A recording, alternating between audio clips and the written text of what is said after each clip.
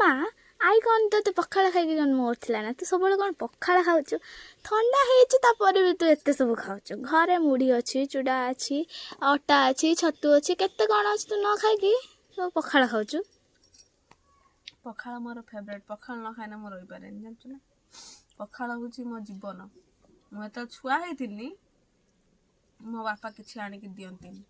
ମାଆଙ୍କୁ ସିନା ଆଣିକି ଦେନେ, ରୋଜଗାର କରିକି ଆଣିକି ଦେନେ ସିନା ହେଉଛି ମା ଖୋଇବେ ଭଲ ମନ୍ଦ, ଆଜି ଯାହା ବି ହଉ ଛୁଆ ଯାହା ସବୁ ଖାଆନ୍ତି।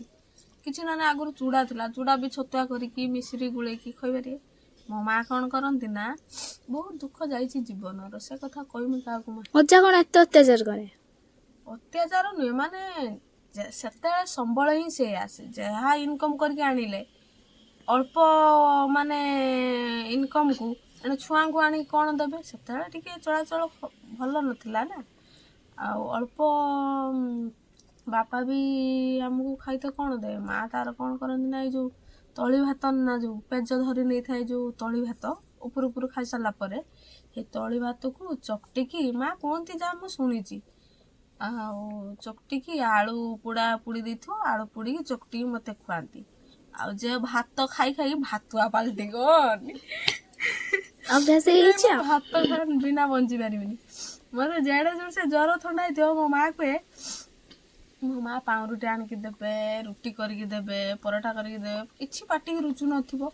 ମୁଁ ମା ଟିକେ ବାସି ପଖାଳ ଆଣିକି ଦେଲ ଖାଇ। ମା ମୋତେ ବାଡ଼ି ନେଇ ଗୋଡ଼ଉଥିବ, କହିବ ଏଇ ସବୁ କାହା ଘର କ'ଣ ଛୁଆ ଜ୍ୱର ହେଲା ବେଳକୁ ପଖାଳ ଖୋଜୁଛନ୍ତି, ଜାଣିଛୁ ନା ମାରିମି। ମୁଁ ତୁ ମାରେ କି କାହା ହାଣ, ମା ମୋତେ ପଖାଳ ଗଣ୍ଡେ ଆଣିକି ଦେ।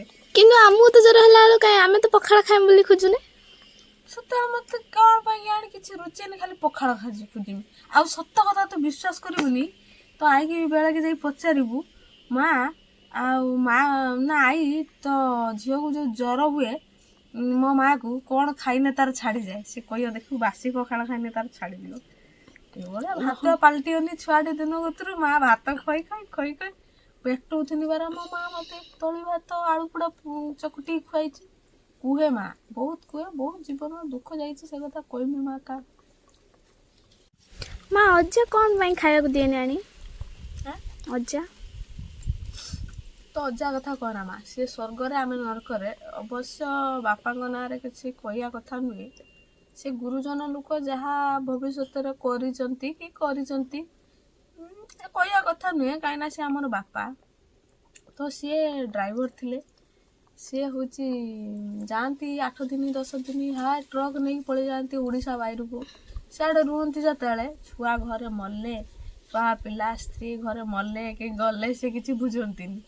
କାହିଁକିନା ମଦ ଟିକେ ପିଅନ୍ତି, ନିଶାଳିଆ ଲୋକ ଥିଲେ।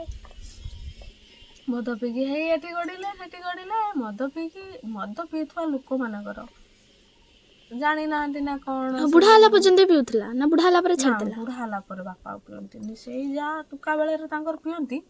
ଯେତେବେଳେ ଟିକେ ବଦମାସିଆ ରଙ୍ଗ ଥିଲେ, ହେ ଛୁଆ ପିଲା ସ୍ତ୍ରୀ କିଛି ମାନେ ଖାଇଲେ କି ନ ଖାଇଲେ ସେଗୁଡ଼ା ଶୁଣନ୍ତିନି କି ବୁଝନ୍ତିନି।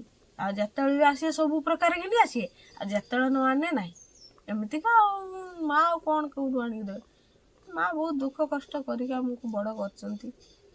ଏବେ କିନ୍ତୁ ମାମୁଙ୍କର ସେ କଷ୍ଟ ନାହିଁ, ଭାଇ ଚାକିରି କରିଛି ଆଉ ଭଉଣୀର କ'ଣ?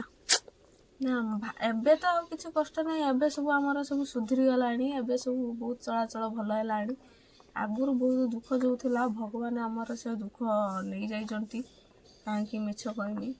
ଆମର ଯେଉଁ ସେ ଦୁଃଖ କଷ୍ଟ ଯାଇଛି, ସେ କଥା ବର୍ଣ୍ଣନା କରିକି କହିନେ ବି ଗୋଟେ ପୁରାଣ ସରିଯିବ ପଛେ ଆମ ଦୁଃଖ କଥା ସରିବନି।